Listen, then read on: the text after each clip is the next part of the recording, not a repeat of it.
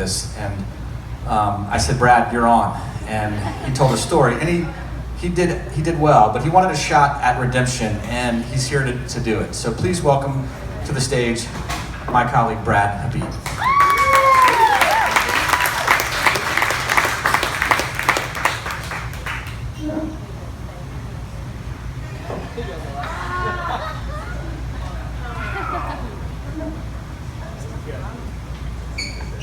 I just wanted to say that as a co-creator, this guy has really done most of the work, and it's been great to be a part of, and we've been really pleased at the turnout. And I hope to see your faces here again after I maybe bomb this. I'm going to ask you to stay up here for just a second and hold my beer. Thanks.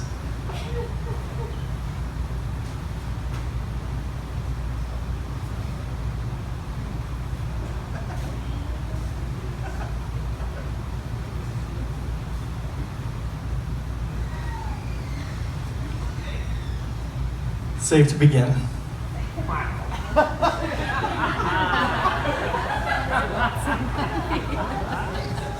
All right. Thank God for the mic and the dictation, but I guess that's the dictation button, because this was written on my car drive back from Louisville, Kentucky today.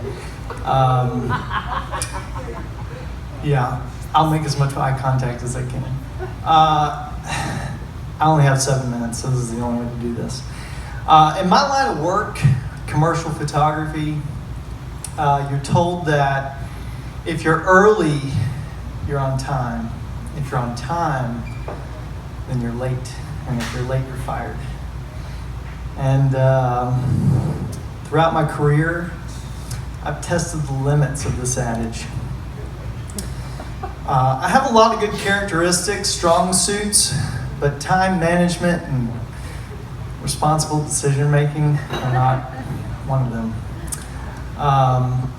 There seems to be a severe uptick in the number of bad decisions I make past 2 a.m.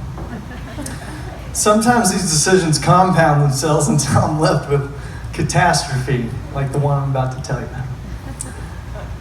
I made a promise to myself to never show up to work or a job again hungover. And this is why.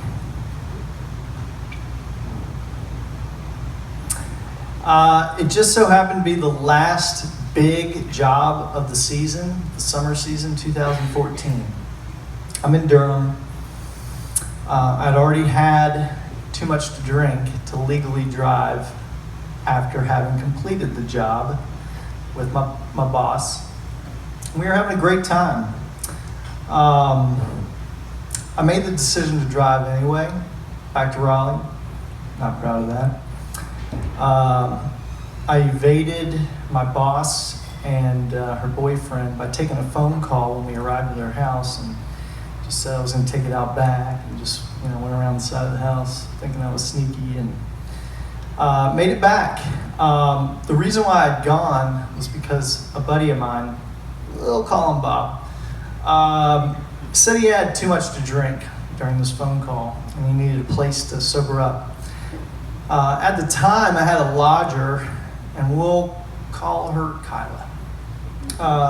Kyla invited a bartender over to spend the night. When I showed up, me and Bob and the bartender are getting along great. We're having guy time and talking and laughing, while Kyla starts to scowl at me. Eventually, she then just flat out said that I was cock blocking her. And so Bob and I left for Dawn Patrol. Dawn Patrol. Dawn Patrol is one of my very favorite things, and it's basically just riding your bike out in Umstead before the sun comes up, checking things out, making sure all is well.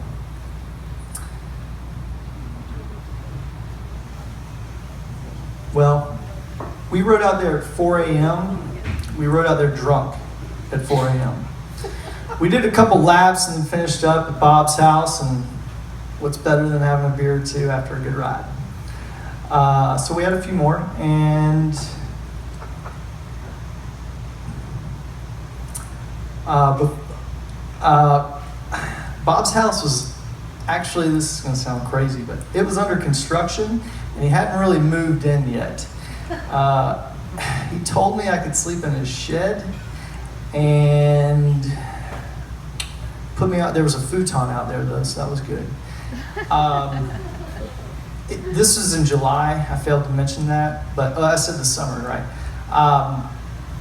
It was in the 90s, and it was pretty stagnant and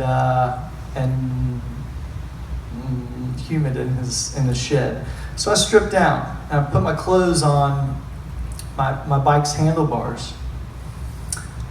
Not 5 minutes after I'd settled in, Bob calls me and says, "You've got to be hotter than shit out there. Why don't you come inside?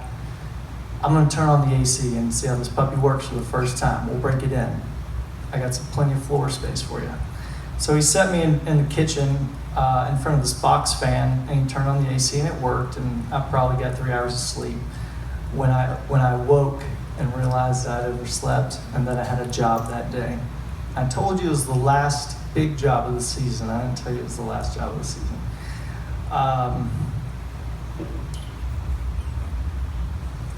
Sometime between when I slept and when I awoke, we got a rain shower.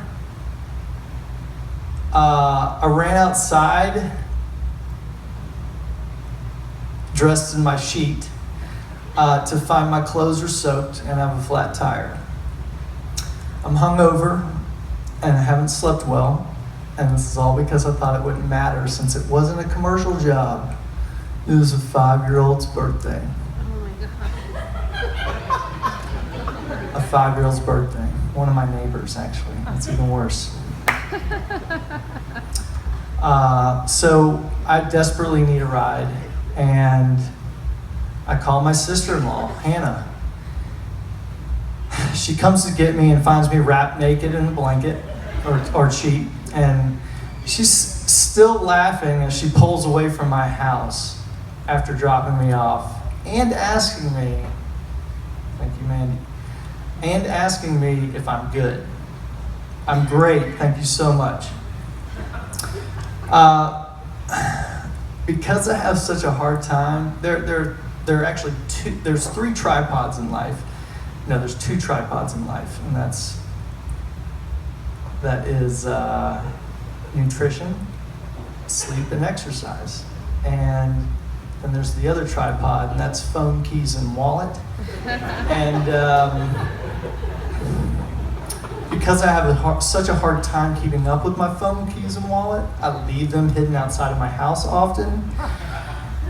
That night, prior to leaving out on dog patrol, or that morning rather, I decided it would be a good idea to not lose my keys and leave them outside of my place.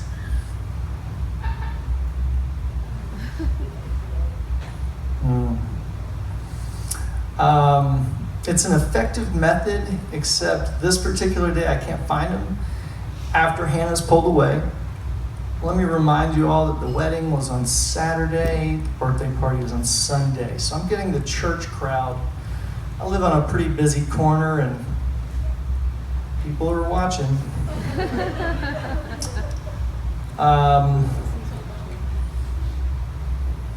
I'm thinking maybe Kyla or maybe the bartender are in there and they can let me in. No big deal. I spent 30 seconds looking for my keys the first time. Nobody answers after many tries, and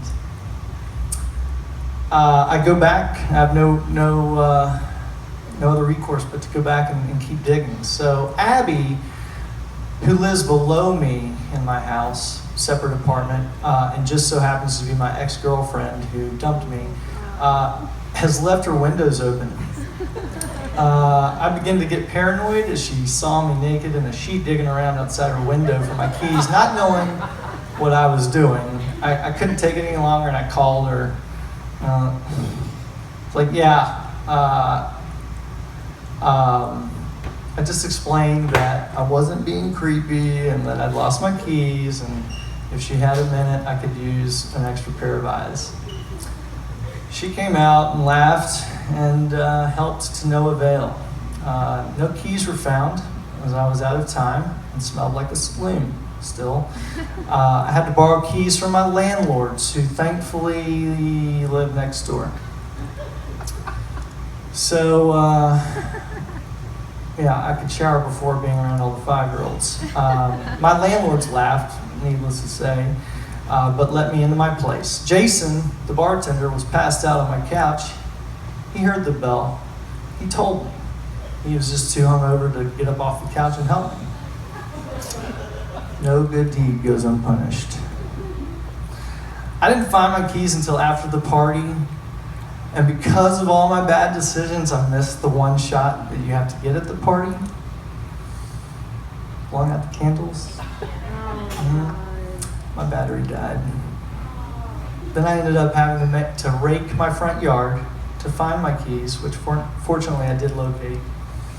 But this experience taught me the importance of always remembering that no matter how small the job, it is important to the client. And when I take on the responsibility of the job, I am making a promise to them that I will give them the same level of professionalism as any other job. So I'm standing up in front of all of you all and I'm saying that it's a new year, 2016. It's right around the corner.